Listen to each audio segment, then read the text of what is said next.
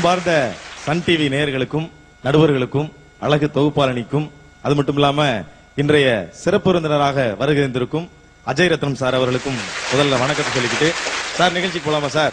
சரி, இப்ப என்ன பண்ணி ஆசை போறீங்க? அதாவது சார் இன்னைக்கு எடுத்திருக்க மேட்டர் என்னன்னா, இந்த இன்சூரன்ஸ் அப்படின்றது உண்மையிலே நம்ம லைஃபுக்காக நம்ம நல்ல வாழ்க்கை வாழணுன்றதுக்காக போடுறது. சில பேர் என்ன செய்யறாங்கன்னா, இன்சூரன்ஸ் போட்டா செத்து போயிருவோம் அப்படின்னு ஒரு தவறான கருத்து இருக்கு. அதனால இன்சூரன்ஸ் போடணுன்ற சொல்லும் போது சார் நீங்க இப்ப இருக்கிறீங்க, ஒரு வேலை செத்துட்டீங்கன்னு நினைச்சீங்களேன், உங்களுக்கு 2 கோடி ரூபாய் வரும். அவன் 2 கோடினா சந்தோஷப்படுறான், அடுத்தது சாவரம்னு சொன்னா சோகமாயிடும். இது நான் செத்த அப்புறம் என்ன பிரயோஜனம்? இந்த மாதிரி இன்சூரன்ஸை பத்தி நிறைய விஷயத்த சொல்ல போறீங்கன்னு நினைக்கிறேன். அசத்துங்க. Thank you sir. மதுரை அரசாளும் மீனாட்சி, மாநகர் காஞ்சியிலே காமாட்சி. வெள்ளிக்கிழமை ஒரு மங்களகரமா பூஜையை போட்டு ஒரு வாழ்க்கையை துவக்கினா தானே அது நல்லா தானே இருக்கு.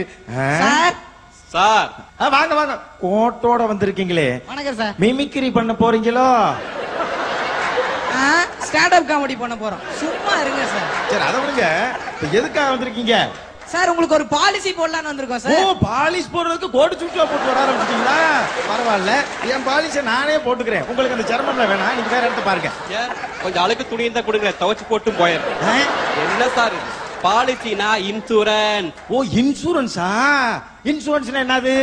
அதாவது சார், இப்போ நீங்க பேங்க்ல பணம் போடுறீங்கல்ல? ஆமா, மாசம் மாசம் கட்டுறோம். ஆமா சார், பேங்க்ல பணம் போட்டீங்கன்னா உங்களுக்கு வட்டி மட்டும் தான் வரும். ஆமா. இதே நீங்க இன்சூரன்ஸ்ல பணம் போட்டீங்கன்னா வட்டியோட சேர்த்து உங்களுக்கு ரிஸ்க் கவரேஜ் வரும். ஓ, அது வேற வருதா? ஆமா, ரிஸ்க்ன்றாங்களே, அப்படின்னா என்ன?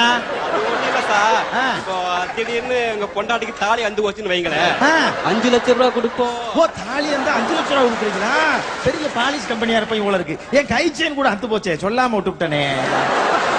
அது இல்ல சார், திடீர்னு உங்க பொண்டாட்டி வெள்ளை சேலை கட்ட வேண்டிய நிலைமை வந்துருச்சுன்னு வைங்க. அப்படி வெறும் வெள்ளையா கொடுக்காதீங்க, நல்லா இருக்கு. ஒரு பச்சை கலர் பார்டர் கொடுத்தீங்கன்னா துவைக்கிறதுக்கு ஈஸியா இருக்கு.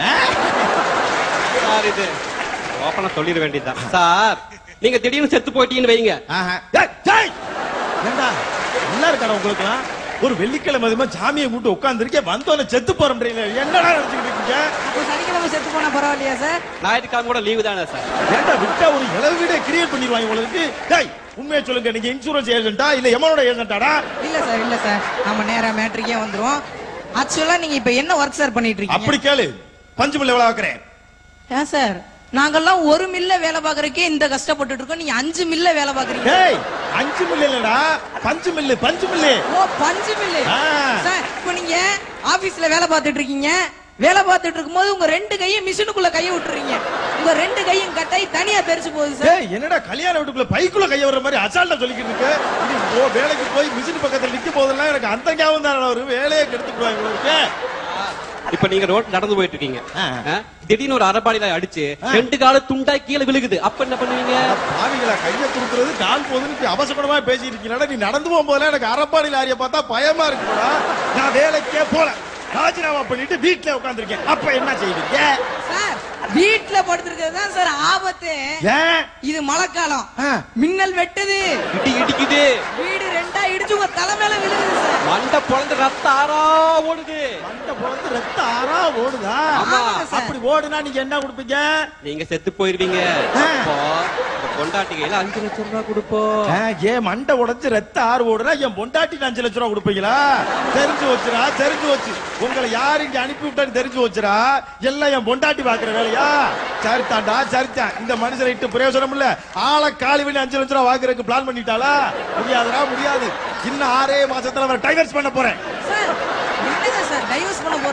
ஆமையா, என் கூட பேசி 6 மாசம் ஆகுது. இந்த வாழ்க்கை வாழ்ந்தா என்ன, வாழாட்டா என்ன? கொடுத்து வச்சுங்க சார். நீங்க என் பொண்டாட்டி என்னை பேசியே கொள்றான். பொண்டாட்டி சார் நல்லா யோசிச்சுக்கோங்க, இந்த மாதிரி ஒரு நல்ல சான்ஸ் உங்களுக்கு கிடைக்கவே கிடைக்காது. நான் செத்து என் பொண்டாட்டியை 5 ரூபாய் கொடுக்குறேன்னா அப்படி ஒரு 5 லட்சம் தேவையில்லை. நீ ஆணியே புடுங்க வேணாம், முதல்ல பிறப்பு. பொண்டாட்டி விடுங்க, வேண்டாம். குழந்தைங்க இருக்காங்கல்ல சார்? ஆமா இருக்கு. அவங்களுக்கு ஏதோ பையனுக்கு படிப்பு செலவுக்கு பணம் வேணுமில்ல சார்? அட பாவி, என் பையனோட சூழ்நிலை தெரியாம பேசுறீடா. அவன் 5வது 5 வருஷமா படிச்சுக்கிட்டு இருக்கான். அவன் இங்கிலீஷ்ல ரொம்ப வீக். தமிழ்ல எப்படி சார் இருக்கான்? தமிழ்லையா? ஆங்கிலத்தில் மிகவும் பலவீனமாக இருக்கிறான். தமிழ் சப்ஜெக்ட்ல எப்படி இருக்கிறான்னு கேட்டேன். அவன் தமிழ் கிடையாது, எல்லா சப்ஜெக்ட்லயும் வீக்காத்தே இருக்கான். அவன் 8வது போக மாட்டான், எனக்கு நல்லா தெரியும். அவன் பேசாத சார். உங்களுக்கு அது போக ஒரு பொண்ணு இருக்கு சார். ஆமா, இருந்துட்டு போகுது. பொண்ணோட கல்யாணத்துக்கு என்ன பண்ணுவீங்க? அத பத்தி நான் கவலைப்பட வேண்டிய அவசியம் இல்ல. இப்பவே பக்கத்து வீட்டு பாஸ்கரை பிக்கப் பண்ணி போய்கிட்டு எனக்கு எவ்வளவு எஸ்கேப் ஆயிரு, அந்த செலவு எனக்கு மிச்சம். நீங்க பொண்டாட்டி ஓடி போகுது, பிள்ளை ஓடி போகுது, இப்படி பேசி பேசி என்ன குழப்பாதீங்க. உங்களை வீட்டுக்குள்ள விட்டு தப்பா போச்சு, முதல்ல பரப்புடுங்க. அந்த சாவு சாவு சார், நீ சாக மாட்டீங்க. சாக மாட்டா? யார் சொன்ன இப்போ? சாக மாட்டா? 100 வருஷம் இருக்கு. 100 வருஷம் சந்தோஷமா இருக்கு, ஆரோக்கியமா இருப்பீங்க. அதுக்கு ஒரு பாலிசி இருக்குது. ஓனா உசுரோட இருந்தாலுமே பாலிசி போடலாமா? சார், ஆரோக்கியம் வாழணும். அது என்னது? இப்பெல்லாம் பாத்தீங்கன்னா இந்தியாவுல புதுசா நோய் வருது. ஆமாங்க, பன்றி காய்ச்சல்லாம் வருது. ரேஷன் கடையில சுகர் இருக்குதோ இல்லையோ, ரேஷன் வாங்க போற அத்தனை பேருக்கு சுகர் இருக்குது. ஒருவேளை உங்களுக்கு சுகர் வந்ததுன்னா சுகர் வருதா? வருமா? டேய், எங்க தாத்தா எப்படி செத்தான் தெரியுமா? அவன் ஜாகும் போது வயசு 96. காப்பியில சக்கரை கம்மியா போட்டான்ற காரணத்துக்காக பாட்டியை எட்டி அரைஞ்சவன்டா எங்க தாத்தன். அவன் சுகர்ல சாகல, எழுத்த விட்டு பிகர்ல செத்தான்டா. பிகர்ல செத்தான். அந்த பிள்ளைய பார்த்து அதிர்ச்சியில படுத்து கிடந்து சீரியல் ஆகி செத்தான். சீரியஸ் ஆகி செத்தவங்களை கேள்விப்பட்டிருக்கேன். அது என்ன சார் சீரியல் ஆகி செத்தாரு? அது இழுத்துக்கிட்டே கிடந்து சாகுறது, அந்த சீரியல் சாகு. அதனால எங்களுக்கு சுகர் வராது, நிப்பாட்டு. ஒரு வேளை உங்களால முடியாம போச்சுன்னு வைங்க, எதுவுமே வராதுடா. பாத்தியா? டூப்ளைட் கோட் சூட் போட்ட மாதிரி இருந்துட்டு அர்னால்டுக்கு அண்ணன் பையனாட்ட போச பாருங்க. பாடிய பாத்தியா? ஸ்டீல் பாடிடா, ஸ்டீல் பாடி. இருந்தாலும் உங்களுக்கு ஓவர் கொழுப்பு தான். யார பார்த்து கொழுப்பு காய்ச்சிக்கிறேன்? இல்ல சார், கொழுப்பு அதிகமாச்சுன்னா ஹார்ட் அட்டாக் வரும். அட்டாக்னா ஹார்ட் அட்டாக் தான். ஹார்ட் அட்டாக் என்னைய மடக்க முடியாதுடா, மடக்க முடியாது.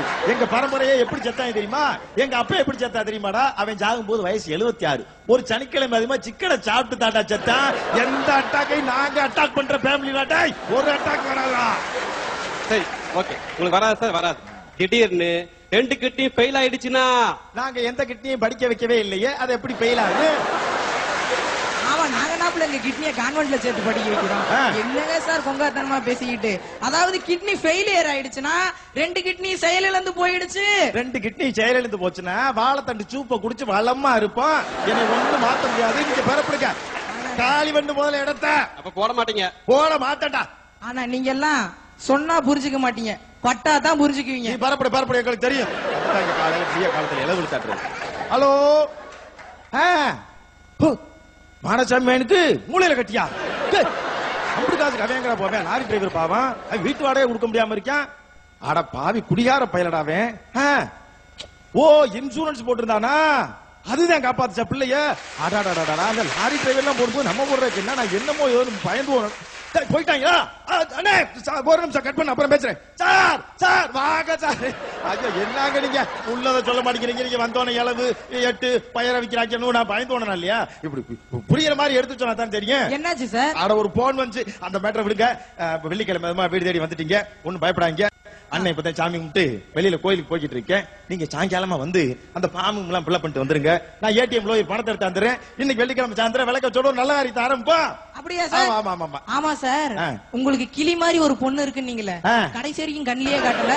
எல்லாம் வீட்டுக்குள்ள விட்டதே தப்பு. வந்த வேலையை கவனிப்போ. என்னடா வயசுக்கு தகுந்த மாதிரி பேசி பழகுற சார். விட்டு பாருங்க, பொண்டாட்டிங்க அப்படியே இருந்து காணா. இல்ல, அவங்களுக்கு ஒரு பாலிசி போடலாம் அப்படிங்கறதா? நீங்க முதல்ல எங்களுக்கு போடுங்க, பொண்டாட்டிக்கு அப்புறம் போடுவோம். பெறப்படும் முதல்ல நீங்க. வாங்க வாங்க வாங்க. என்னங்க வர்ற வழியில வீட்டு வாசல்ல உங்க ஒரு நாய் கட்டி இருந்தது. பாத்தையா? பொச்சு பொச்சு பொச்சு மூஞ்சி ஊரா கண்ணு எது காதலே தெரியாது. சூப்பரா இருந்துச்சு. 40,000 ரூபாய் போட்டு வாங்கினதுப்பா சார். அப்படின்னா நாய்க்கு ஒரு பாலிசி போட்டுடலாமா? நாய்க்கு பாலிசியா? ஏதா நாதாரி பயவில்லையா? நன்றி நன்றி. Well done well done. இன்சூரன்ஸ்ல உள்ள நல்லது, அந்த ஏஜென்டோட அலைச்சல், மத்தவங்களுக்கு அதை பத்தி உள்ள நினைப்பு எல்லாத்தையுமே ஒரே இதுல சொல்லிட்டீங்க. ரொம்ப நல்லா இருந்தது. அதே ரத்னம் சார், உங்களோட பர்ஃபார்மன்ஸ் எப்படி இருந்தது? ரியலி, அதாவது அற்புதமான கருத்து சொல்லி இருக்கீங்க. நான் இன்சூரன்ஸ் பண்ணிட்டு இருக்கிறேன், அதனால எனக்கு அது புரியுது. என்னன்னா பேசிக்கா அவங்க சொல்ற விதம் சில பேர் சரியா சொல்ல மாட்டேன்றாங்க. கரெக்ட். ஒரு நகை கடை இருக்குன்னா வெளியே ஒரு வாட்ச்மேன் போட்டு பாதுகாக்கிறாங்க இல்லையா? எதுக்கு? அந்த கடை எந்த பொருளும் திருடு போக கூடாதுன்னு மாசம் 10,000 ரூபாய் கொடுக்குறாங்க. ஆனா இந்த ஒரு உயிர் அந்த குடும்பத்தை காப்பாத்துது இல்ல. ரொம்ப நல்லா பண்ணிருக்கீங்க. பியூட்டிஃபுல் கான்செப்ட், நல்ல கருத்து சொல்லியிருக்கீங்க. வண்டர்ஃபுல்.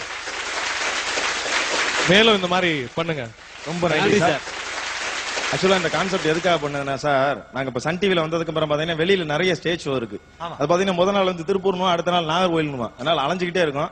அதனால நம்ம டைரக்டர் ராஜ்குமார் சார் தான் சொன்னாருன்னா, நீங்க ரொம்ப உங்க லைஃபே ரிஸ்க் எடுத்துக்கிட்டு இருக்கீங்க, அதனால அது ஒரு தவறா நினைக்காம தயவுசெய்து எல்லாருமே ஒரு பாலிசி போடுங்க அப்படின்னாங்க. அப்ப நான் கேட்கல. ஆனா ஒரு நாள் இன்சூரன்ஸ் ஏஜென்ட் கூட்டு வந்து சாரோட சொந்த செலவுல எல்லாருக்குமே இன்சூர் பண்ணிருக்காரு. அது வந்து இந்த ரமேஷோட விபத்துல வந்து எங்களுக்கு அதோட அருமை தெரிஞ்சு, அதனால பேலன்ஸ் உள்ளவங்களுக்கு இப்ப இன்சூரன்ஸ் போட்டாரு. நம்ம அனுபவிச்ச நல்ல பையனை வந்து மக்களுக்கும் சொல்லணுமேன்றக்காக இந்த கான்செப்ட் பண்ணோம் சார். கண்டிப்பா. Very good, very good. நான் பெற்ற இன்பம் எல்லாருக்கும் தெரிவிக்கிறேன். Very good, well done. நன்றி சார். நன்றி நன்றி நன்றி.